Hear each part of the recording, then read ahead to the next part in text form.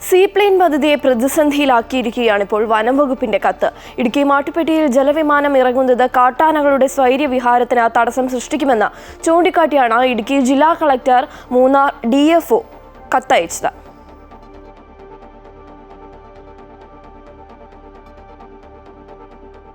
ഇടുക്കി മാട്ടുപ്പെട്ടിയിൽ സീപ്ലെയിൻ പദ്ധതിയുടെ ട്രയൽ റണ്ണിന് മുൻപാണ് ആശങ്കകൾ സൂചിപ്പിച്ച് മൂന്നാർ DFO ഇടുക്കി ജില്ലാ കളക്ടർക്ക് കത്തയച്ചത്. ആനമുടി ഷോല, പാമ്പാടും ഷോല ഉദ്യാനങ്ങളോടും കുറിഞ്ഞിമല സാങ്ച്വറിയോടും ചേർന്ന് കിടക്കുന്ന മാട്ടുപ്പെട്ടി ജലാശയം അതീവ പരിസ്ഥിതി ലോല മേഖലയിലാണ് സ്ഥിതി ചെയ്യുന്നതെന്ന് കത്ത് ചൂണ്ടിക്കാട്ടുന്നു. ആനമുടി ഷോലയിൽ നിന്നും 3.5 കിലോമീറ്റർ മാത്രമാണ് മാട്ടുപ്പെട്ടിയിലേക്കുള്ള ആകാശദൂരം. ജലാശയത്തിൽ പതിവായി കാട്ടാനകൾ ഇറങ്ങാറുണ്ട്. സംരക്ഷിത വനമേഖലയിലേക്ക് ആനകൾ സഞ്ചരിക്കുന്നത് മാട്ടുപ്പെട്ടി ജലാശയത്തിലൂടെയാണെന്നും കത്തിൽ പറയുന്നു. സീപ്ലെയിൻ പോലെയുള്ള പദ്ധതികൾ നടപ്പാക്കുമ്പോൾ ഉണ്ടാകാൻ സാധ്യതയുള്ള മനുഷ്യ വന്യമൃഗ സംഘർഷം ഒഴിവാക്കാൻ ഇടപെടൽ വേണമെന്നും മൂന്നാർ DFO വ്യക്തമാക്കുന്നു. സീപ്ലെയിൻ ഇറങ്ങുന്നത് കാട്ടാനകളുടെ സ്വൈര്യവിഹാരം തടസ്സപ്പെടുത്തുമെന്നാണ് വനം വകുപ്പിന്റെ വാദം. പുലർച്ചെയും വൈകുന്നേരങ്ങളിലും പതിവായി ആനകൾ ഇവിടെ എത്താറുണ്ട്. സമീപത്തെ ഇൻഡോസിസ് പ്രോജക്ടിന്റെ ഭാഗമായ പുൽമേടുകൾ ആനകളുടെ വിഹാരകേന്ദ്രമാണ്. ടൂറിസം മേഖലയിൽ വൻ കുതിച്ചുചാട്ടമുണ്ടാകുമെന്ന് പ്രതീക്ഷിക്കുന്ന പദ്ധതി വനം വകുപ്പിന്റെ ഇടപെടൽ മൂലം തുടക്കത്തിലെ തടസ്സപ്പെടുമോ എന്ന ആശങ്കയാണ് നിലവിലുയരുന്നത്.